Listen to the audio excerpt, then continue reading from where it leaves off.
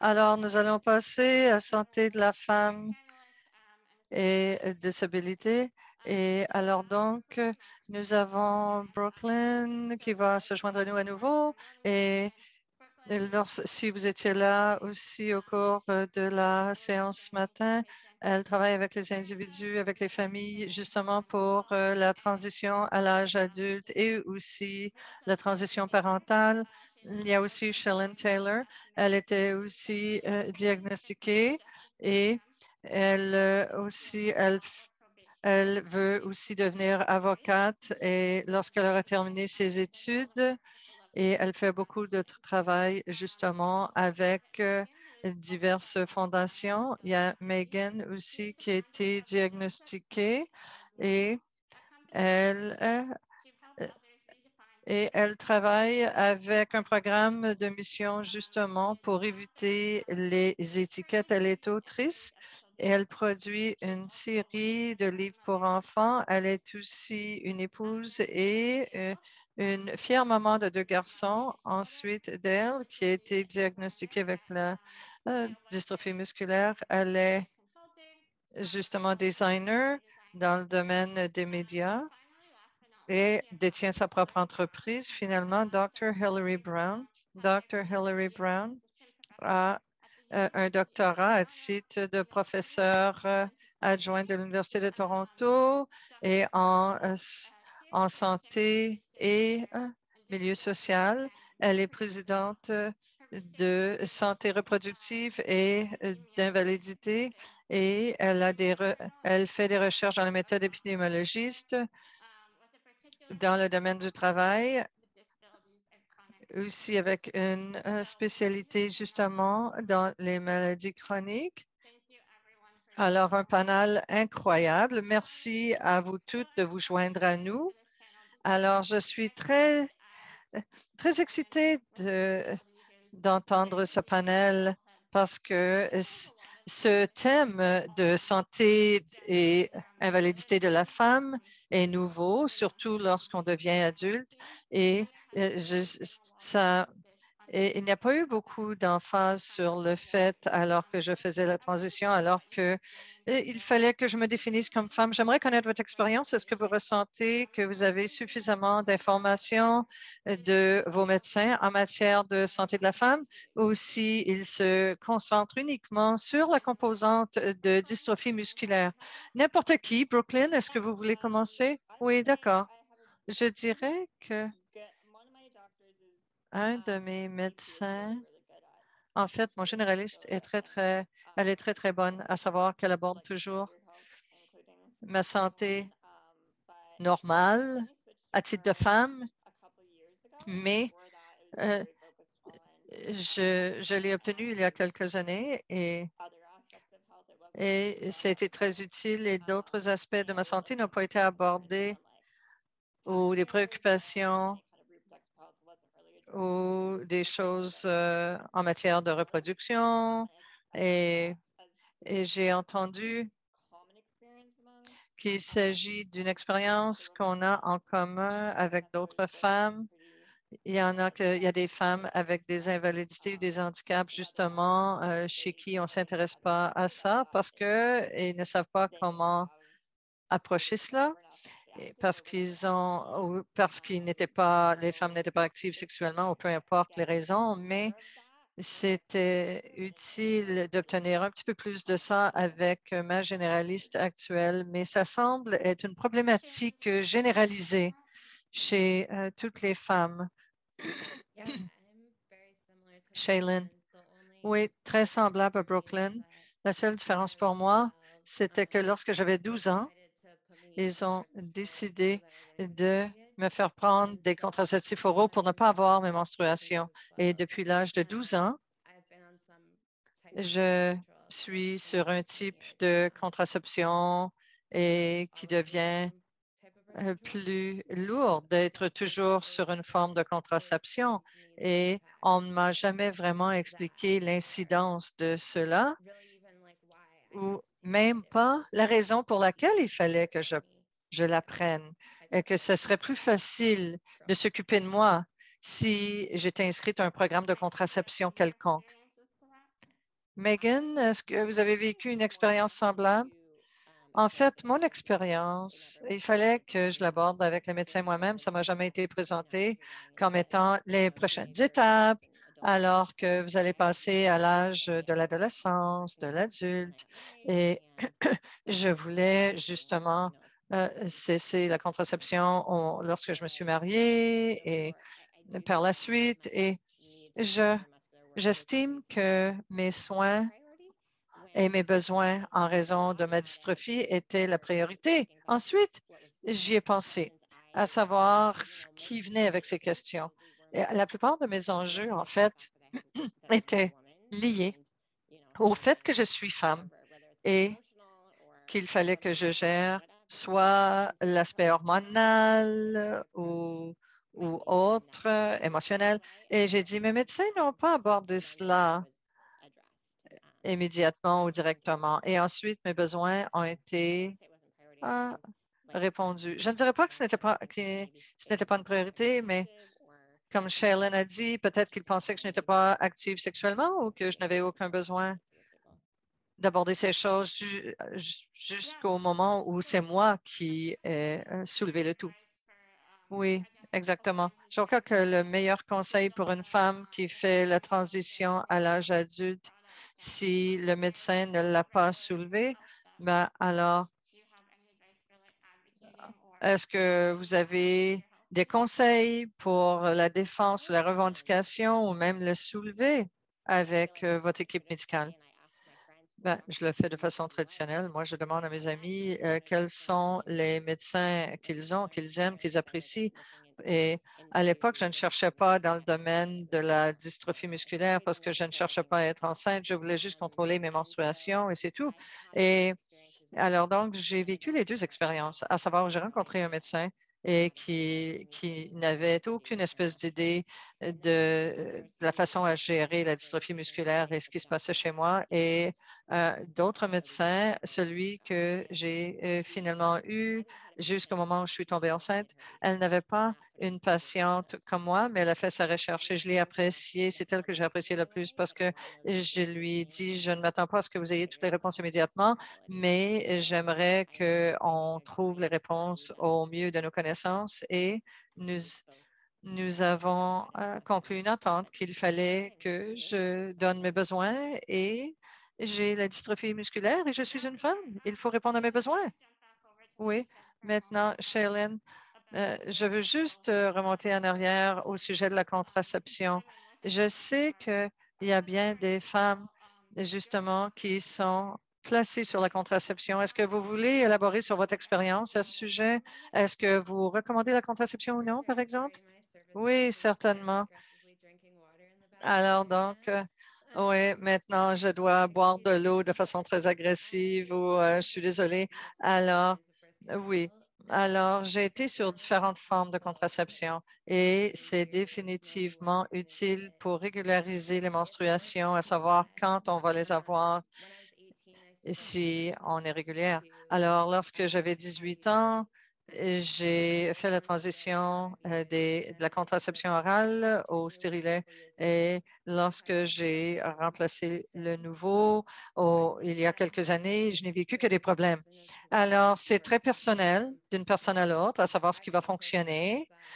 Et j'ai aussi trouvé que je prends le Plam actuellement et cela a une grande incidence sur ma contraception et aussi à savoir si c'est efficace. J'ai régularisé mes menstruations, j'ai eu beaucoup d'enjeux et c'est ma troisième année sur ce médicament et maintenant j'ai j'ai d'autres enjeux féminins qui ne sont pas un effet secondaire, un événement indésirable du médicament, mais maintenant, je suis en train d'explorer avec mon médecin si j'ai des problèmes liés à ce médicament ou pour tenter de savoir si c'est moi, une partie liée au médicament, à savoir ce qui sera le mieux pour mon corps actuellement. Alors, on fait des essais, mais il ne faut pas se décourager si le premier type qu'on essaie finalement ne fonctionne pas. Oui, c'est un très bon conseil. Je crois que ce n'est pas juste en matière de santé de la femme, mais d'autres enjeux, à savoir, est-ce que c'est lié à ma dystrophie musculaire? Est-ce lié à autre chose? Et parfois, nous n'avons pas le médecin, nous n'avons pas le soutien pour élucider cet enjeu. Est-ce que vous croyez que c'est mieux de se tourner vers le généraliste ou le spécialiste pour attaquer ces sujets?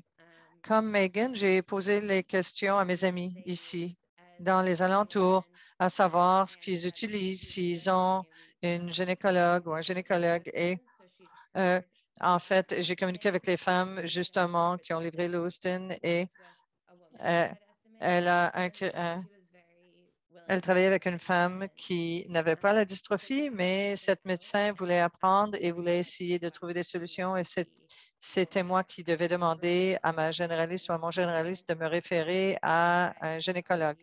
Et j'avais déjà mentionné le nom de la personne vers laquelle je voulais être transférée. Alors, c'était de bouche à oreille et je savais que la clinique était pleinement accessible. Et oui, des petits détails à l'arrière-plan que vous aimeriez vérifier auparavant. Alors, vous allez voir votre docteur pour quelque chose du genre où il faut sortir du fauteuil roulant et avoir cet espace pour être transféré et justement les besoins liés au transfert. Dr. Brown, je ne suis pas certaine si vous avez quelque chose à ajouter à ce sujet, à savoir trouver un médecin qui fonctionnerait le mieux pour nous et comment trouver le bon médecin, justement, pour répondre à notre handicap. Oui, c'est une très bonne question. Et tous les commentaires, finalement, résonnent aussi ressortent de la recherche que nous avons effectuée. Ça dépend où vous habitez et parfois vous pouvez avoir des contacts qui pourraient être très utiles. Ce serait utile d'élaborer une liste de médecins qui pourraient vous être utiles. À Toronto, le centre de vie autonome, ils ont justement un programme d'équipe de parents pour les femmes avec qui nous avons travaillé, sont là pour poser des questions justement aux parents et malheureusement, souvent, c'est de bouche à oreille, en effet. Mais je crois que vous devez tenter de chercher dans les alentours et de chercher des gens avec qui vous êtes à l'aise parce que souvent, c'est avec la personne où vous voulez soulever ces questions sur la santé reproductive et sexuelle. Et essayez de vous assurer que vous ayez un médecin qui est réactif, qui répond, avec qui vous êtes à l'aise de discuter de ces questions. Alors donc, il s'agit de trouver aussi, si vous avez d'autres questions, pour trouver justement un expert, un spécialiste, vous pouvez aussi mettre vos questions dans le clavardage. Oui, et je sais que vous avez mentionné, Megan, vous êtes parent. Alors, est-ce que c'est quelque chose que vous devez prévoir bien à l'avance? Est-ce que vous devez en parler à votre équipe de santé auparavant ou si c'est au fil du temps pendant le cheminement? En fait, notre cheminement était à l'effet lorsque nous nous sommes mariés. On voulait bâtir une famille, mais on ne savait pas si ça allait être mon corps ou si nous allions, ça devait être l'adoption. Alors donc, on voulait aborder avec le médecin quelle serait la voie la plus sécuritaire, mais j'avais une pas mal bonne idée que euh, on- qui n'avait pas eu l'expérience avec quelqu'un qui était atteint de la même maladie. Alors donc, on m'a référé à un gynécologue avec des maladies, des handicaps, des invalidités et qui était enceinte. Et je suis allée la consulter, j'ai expliqué ma situation et j'ai dit, voici, je suis patiente justement avec la dystrophie musculaire. Elle a dit, je vais faire des vérifications, on va revenir. 3 semaines plus tard, nous avons eu un autre rendez-vous et elle m'a dit, selon ses recherches, la seule chose, sa seule préoccupation, de toute évidence, était de surveiller ou d'observer ma fonction pulmonaire et, alors, et mon col également. Elle a fait ça intensément. Enfin, ce que j'aimais de cette gynécologue, elle était consentante à me donner des choix, des possibilités. parce que selon mon expérience avec les médecins, ils regardaient ma situation et ils étaient paniqués ou pris de panique et me disaient non, pas une bonne idée, ne faites pas ça. Alors donc, oui, il y a des professionnels dont l'opinion j'aimerais solliciter, mais j'aime pas me sentir comme c'était une décision d'hésitation avec eux. Mais elle était incroyable. Elle a pris des précautions supplémentaires. Et dans mon dernier trimestre, on se voyait à chaque semaine et la prochaine chose qui vous encouragera, c'est que vous avez le choix de consulter d'autres médecins. Vous en voyez un, vous n'êtes pas à l'aise avec leur récit. Alors, vous pouvez consulter d'autres médecins. C'est votre choix. Et je crois que de communiquer avec d'autres personnes qui ont une telle expérience ou dans le domaine social, ça aide. Et je sais que c'est difficile, le corps de chacune est différent, mais c'était une ressource incroyable pour moi. Et les femmes qui me posaient des questions, c'était comment pour vous? Étiez-vous à l'aise? Quels étaient vos trucs et vos astuces? Et alors voilà, je partageais. Oui, c'est génial. Et pour penser à ce que Megan disait, il faut aussi encourager les gens à penser à l'extérieur de la bulle des soins de santé. Et oui, il y a des thérapeutes aussi qui vont nous donner plein d'idées aussi pour vous rendre à l'aise si vous êtes enceinte ou si vous soignez un nouveau-né pour être à l'aise. Après, oui, et il faudrait penser justement à l'ergothérapie à l'extérieur de vos soins de santé parce que ça pourrait avoir une incidence importante également. Alors, pensez à l'extérieur du contexte euh, de, de l'approche traditionnelle de soins de santé. Est-ce que je peux ajouter autre chose lorsqu'on parlait de contraception? Une chose que j'ai vraiment aimée et que j'ai vraiment appréciée du fait que j'avais un autre médecin. Je suis arrivée avec mes idées, mon type de contraception, mes pensées, et c'est lui qui a dit, Hey, avec votre déficience physique, voici ma suggestion, peut-être ne pas entreprendre ceci ou cela, et ça a ouvert mes yeux sur d'autres choix. Alors, oui, parfois, nous sommes notre meilleur plaideur et plaideuse ou défend, défendeuse, mais il y avait d'autres choix et d'autres possibilités que je ne connaissais même pas. Et j'étais sur la contraception pendant 6 ans et j'ai bien apprécié. Alors, gardez ça en tête également. Oui, je crois que c'est un très bon point. Surtout en matière de santé de la femme, qu'il s'agisse du généraliste ou de la gynécologue, obstétricienne, s'ils ne sont pas familiers ou familières avec la dystrophie musculaire. Oui, il faut qu'on agisse comme notre propre avocate, si vous voulez, et défendeuse. Ma question pour vous, Megan, lorsque vous étiez enceinte ou songez à tomber enceinte, où vous êtes-vous tournée pour obtenir des ressources ou des expériences avec d'autres mamans? Je ne sais pas, je suis curieuse. Oui, il y a les médias sociaux, mais j'estime que bon nombre de nos médecins ne comprennent même pas notre maladie. Est-ce que vous avez de l'information à ce sujet? Oui, pour moi, peut-être que quelqu'un m'a donné ce conseil, mais je voulais trouver un médecin à risque élevé parce que, de toute évidence, ma situation est différente. La façon que j'allais donner naissance allait être différente et je voulais faire des recherches. Et dans ma région, il y avait justement une gynécologue obstétricienne à risque élevé que j'ai consulté et j'ai apporté le plus de renseignements possibles qui pouvaient être utiles. Et ensuite, aussi, je les ai mis en contact avec mon pneumologue pour que tout le monde soit en contact, en communication. Et j'ai donné naissance par césarienne. Alors, il y avait beaucoup de communication entre l'anesthésiologue, le respirologue et de toute évidence, mon obstétricien parce qu'on a dû me donner l'anesthésie générale. Mais je crois euh, que oui, appelez, parlez aux gens dans votre cercle ou aux alentours.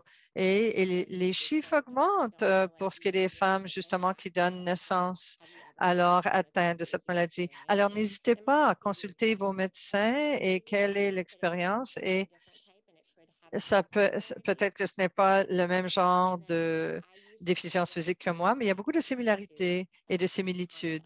Et aussi, sur les médias sociaux, j'étais en contact avec une panoplie de femmes. Il y a des groupes de mamans. Il y en a justement, il y a plein de gens, justement, qui nourrissent les enfants et aussi qui sont à l'allaitement maternel et tout ça. Vous allez obtenir plein de renseignements. Oui, et il y a des questions dans le clavardage. Oui. Est-ce que vous êtes en mesure de relire ces questions? Je ne suis pas sûre si je les vois dans le chat. Oui, il y avait une question ici pour Dr. Brown. Il est très difficile de trouver la bonne personne pendant la recherche. Est-ce que vous pouvez décrire l'expérience des gens et trouver la meilleure équipe de soins de santé? Oui, très bonne question et c'est ce que nous entendons de bien des personnes.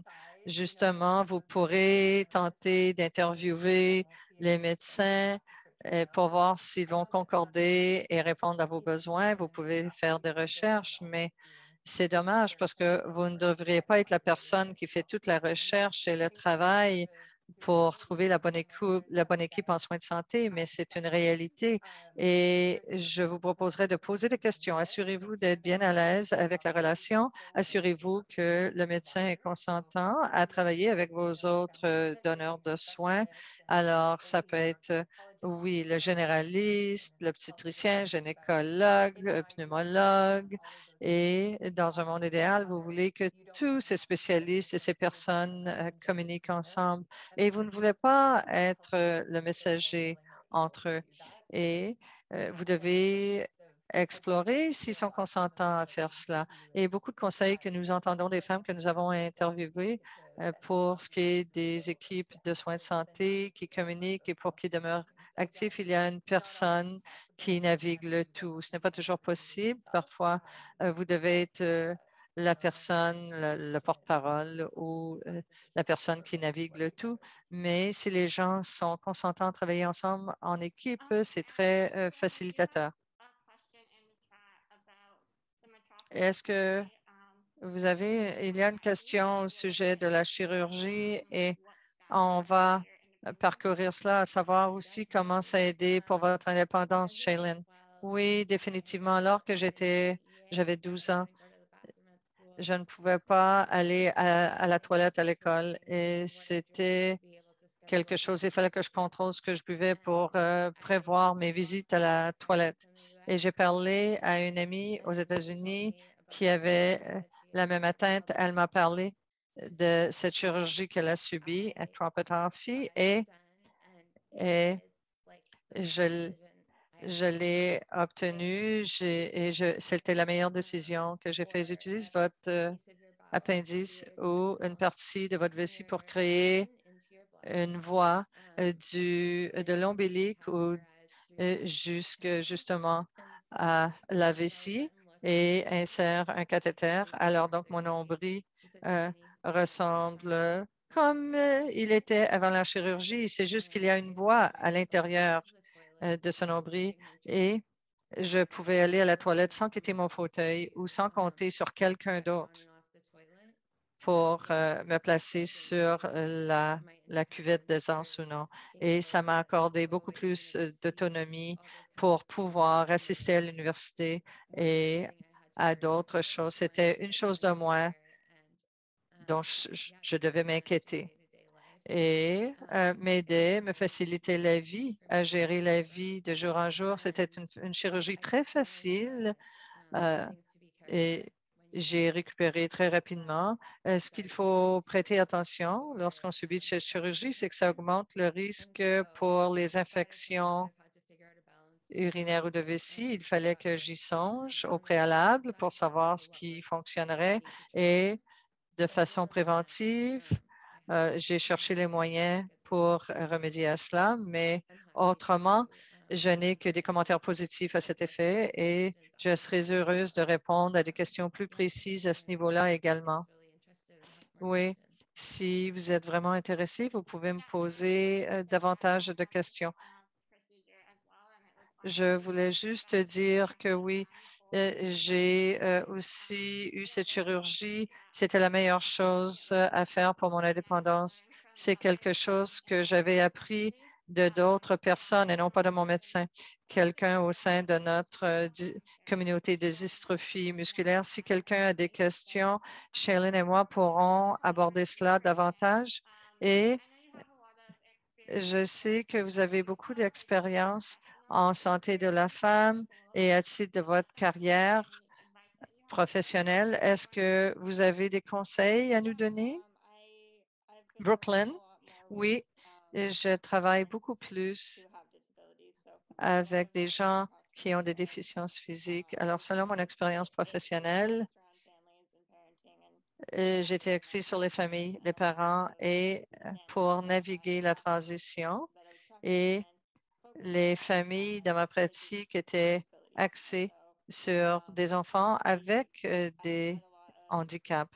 Et nous avions beaucoup d'expérience à travailler avec eux. De toute évidence, c'était très utile puisque j'avais une expérience antérieure au sein de cette communauté, au sein de la communauté avec des déficiences physiques et de travailler avec des gens qui venaient juste d'être diagnostiqués, des choses comme ça. Mais une chose qui était très importante pour moi était de miser sur les déficiences physiques des parents parce que souvent, lorsqu'on discute le soutien justement des parents avec déficience physique. Habituellement, on est axé sur les enfants avec déficience physique, mais c'est très important de, de cibler les parents avec des maladies chroniques ou une déficience physique pour assurer qu'ils auront les outils et les services de soutien dont ils auront besoin et ça pourrait les libérer et leur faciliter la tâche, eux et leurs enfants. Et mes surveillants et mes superviseurs étaient très facilitateurs dans ce domaine et aider les parents là où ils sont pour nous assurer qu'ils connaissent leurs droits et nous assurer qu'ils connaissent tous les services de soutien qui étaient disponibles pour eux pour faciliter la transition. Et selon les propos de Megan, à ne pas vraiment savoir à qui parler et avoir cette communauté où justement il y a des gens qui ont parcouru le tout, qui ont une certaine expérience. Tout ça, c'est très important et apporte une grande valeur et c'était très important pour moi d'être axé sur l'aide que je pouvais apporter aux parents. Et la transition n'est pas la même pour tout le monde, mais c'est déjà difficile lorsqu'on n'a pas de déficience physique et davantage lorsqu'on est atteint d'une maladie. Oui, de toute évidence, il y a plein de choses à considérer, soit donner naissance ou tomber enceinte, devenir parent en soi. Ça prend beaucoup de soutien. Et je ne sais pas si Brooklyn ou Dr. Brown, vous voulez en parler davantage. Je ne sais pas si c'est précisément en Ontario, mais est-ce qu'il y a des services qui sont utiles pour les parents avec déficience physique ou handicap? Je peux fournir quelques exemples et ensuite, Brooklyn, vous prendrez la relève. Il y a un organisme à Toronto où justement, on ce sont des parents justement avec déficience physique. Il y a un réseau et je vais inclure ça dans le clavardage avec tous les liens et les contacts et ils sont formidables. C'est un grand endroit, important endroit pour que les parents se réunissent et partagent ensemble. Il y a un programme national au centre des parents avec handicap. C'est un réseau international américain, mais c'est très utile avec des systèmes semblables que les gens ici doivent connaître et naviguer. Alors, même si vous habitez à l'extérieur d'un centre, d'un grand centre urbain, surtout pendant la pandémie où on exploite virtuellement le tout, je vais aussi vous donner des liens dans la boîte de clavardage aussi où vous pourrez communiquer avec ces ressources importantes et ces outils. Une chose que j'ai trouvé très importante, c'est le projet Disabled Parenting Support. C'est un groupe communautaire qui n'est pas nécessairement local, mais il y a des soutiens qui sont offerts ou des liens vers vos régions locales. Je suis pas mal sûr que c'est américain, ça pourrait être canadien aussi, mais je peux me tromper. Mais ils ont des tonnes de ressources qui peuvent être très bénéfiques pour les parents, peu importe où ils vivent. Et ça se concentre beaucoup sur le réseautage entre parents et pour faire en sorte que tout le monde soit connecté pour parler de leur expérience, de leurs ressources et expliquer leur cheminement à travers toutes ces ressources. Alors, ça, c'est disabledparenting.com. Disabledparenting.com. Je vais mettre ça dans le chat. Ce n'est pas nécessairement local, mais ça a beaucoup de bonnes ressources. Oui, ça serait parfait. Merci beaucoup, Brooklyn. Deuxièmement aussi, en Ontario, il y a le programme de financement direct. Vous pouvez avoir accès à du financement de la part de d'autres organismes. Ça aussi, c'est vraiment formidable. Il y a beaucoup de ressources disponibles dans d'autres provinces, je le sais, mais certainement, c'est quelque chose qu'on peut examiner. Alors, il nous reste 10 minutes. Omira, est-ce qu'il n'y a pas beaucoup de questions dans le chat? Oui, on a répondu aux questions dans le chat. C'est formidable. OK, parfait. Alors, on a trouvé pour l'Ontario, là, ici, toutes les questions que j'avais, mais y a-t-il quelque chose que quelqu'un d'autre aimerait ajouter sur quoi que ce soit sur l'art d'être parent avec un handicap? Est-ce que quelqu'un voudrait ajouter quelque chose? J'ai une question que peut-être d'autres panélistes peuvent attraper. Quand on parle des cycles menstruels, avez-vous des conseils ou des petits tuyaux sur ce qu'on peut faire comme soin dans ce côté-là? Oui, des conseils. Je pense que ça peut être intimidant pour de jeunes femmes, de jeunes filles qui vont entrer dans cette étape de vie, qui commencent à être menstruées. Comment traiter ça pour les parents, pour les soignants aussi? Quel est le meilleur conseil qu'on peut donner? Oui, je peux aller. Vas-y, Brooklyn, oui. Alors, exactement comme Shailene, je fais un contrôle contraceptif depuis que j'ai 14 ans. Là, ça fait 13 ans maintenant. Et donc, je l'ai sur le cycle. Je prends 5 paquets de 21 jours et une semaine sans pilule. Donc, ça fait 15 semaines seulement. Ça a toujours bien fonctionné pour moi. Euh, je n'ai pas eu de problème. Ça a été très bon. C'est quelque chose dont je vais parler une fois que j'ai une référence. Je pourrai en parler. Pourrais plonger un peu plus. Je n'ai que des informations générales. Je suis un peu comme Shailene. Il n'y avait pas eu beaucoup de discussions là-dessus. C'est juste pour rendre ça plus facile pour les parents. À l'âge de 14 ans, j'ai dit, ah, formidable. C'est tannant d'avoir ces cycles menstruels, alors très bien. Je vais prendre cette pilule qui va faire disparaître cela pendant très longtemps.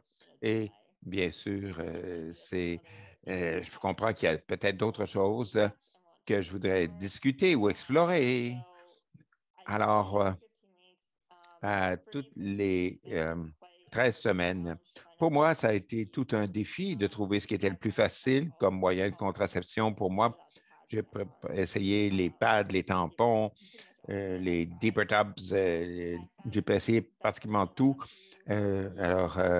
Au cours des quelques dernières années, je n'ai pas eu besoin de m'inquiéter de mes menstruations. Je pense qu'il y a quelqu'un peut-être dans la communauté en ligne qui utilise ça, qui ont eu de très bonnes expériences. Et j'ai trouvé que c'était très confortable, pas seulement pour moi, mais aussi pour mes travailleurs, pour les préposés qui m'aident ici, que j'embauche. Et il y en a qui sont plus confortables que d'autres. Le fait qu'ils sont à l'aise, c'est la meilleure priorité. C'est ce qui a mieux fonctionné pour moi. Mais je sais qu'il y a tellement d'options. Il faut essayer, trouver ce qui va fonctionner le mieux. Ça fait très longtemps, ça m'a pris beaucoup de temps avant de trouver ce qui fonctionnait bien pour moi. Et pour moi, ça prend du temps. Oui, je voudrais dire, Brooklyn, ça a changé la donne, moi aussi. J'utilise Next, qui est même genre de compagnie, mais ils ont une équipe Next, une ligne de soutien Next. Alors, ils répondent seulement après, pour les 12-13 ans. Et il y a beaucoup de familles avec lesquelles j'ai travaillé. Leurs filles sont peut-être rendues à cet âge. Et je recommande vraiment cette ligne comme la façon la plus facile de faire les choses. Et oui, je trouve que c'est beaucoup moins traumatisant pour tout le monde, tous ceux qui sont impliqués. Et c'est propre, vous vous sentez plus propre. Ça a été quelque chose qui a changé la donne pour moi. Alors, si vous n'avez pas essayé des choses comme Next, je le recommande fortement. Et ils en ont de différentes sortes pour n'importe quel moment dans votre cycle. Il y a un qui peut être, c'est comme l'équivalent de 2, 3 tampons de sang. Alors, j'ai jamais besoin d'aller à la salle de bain, même si je le porte toute la journée. C'est un problème que j'avais avec beaucoup d'autres formes, d'autres façons de faire face à la situation. Formidable. Je pense que pour moi, ça a progressé, ça a changé à mesure que je grandissais quand j'étais très jeune. On essayait de trouver les tampons. Est-ce que ça me convenait très bien? Mais avec mon physique, j'ai vraiment les cuisses très, très croches et très déviées. Et c'était décourageant de demander à quelqu'un de poser ses tampons. Et là, une fois que j'ai été confortable avec les tampons, ça m'a sauvé beaucoup parce que c'est beaucoup plus propre et simple, mais pas tout le monde est confortable à utiliser ou insérer ces tampons. Mais moi, je n'étais pas sur le contrôle contraceptif avant que je réalise à quel point c'était simple. Mes enfants, alors après ma deuxième fois, j'ai dit, il faut que je me mette sur le contrôle contraceptif pour ma santé. Et dans mon expérience, quand j'ai commencé la contraception, je n'avais aucune règle, aucune menstruation, ce qui est intéressant pour mon corps. Mais avant cela, avant que Next arrive pour les familles, quand j'étais plus jeune, je ne savais pas, je ne connaissais pas des menstruations régulières, mais les menstruations étaient très sporadiques et un médecin m'a dit, c'est parce que vous n'êtes pas physiquement active. Je ne sais pas si c'est vrai, cher docteur, mais je disais non, non, non. Et alors, la chose difficile de ce côté-là, c'est qu'on ne savait jamais. Donc, quand mes règles allaient arriver, mes règles étaient très irrégulières. Quelquefois, ça durait plusieurs semaines avant que j'aie mes menstruations. Alors, des fois, ça prend plusieurs semaines avant de contrôler tout cela. Parfait. Il nous reste 3 minutes. 3 minutes. On a une couple de questions dans le chat pour Shirley Lynn. On a parlé de cela. Les stérilets sont très, très, très courants. Comment vous avez navigué avec ça?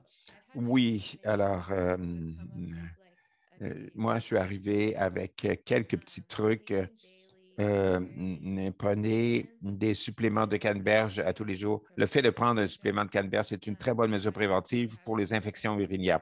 Quand j'ai des infections urinaires, je bois beaucoup de jus de canneberge et ça aide beaucoup à réduire les symptômes. Moi, j'ai trouvé que si en 3 jours, je ne réagis pas aux antibiotiques, je sais que je dois aller à l'urgence et prendre une dose d'antibiotiques intraveineux pour que ça rentre en action et que l'antibiotique puisse fonctionner.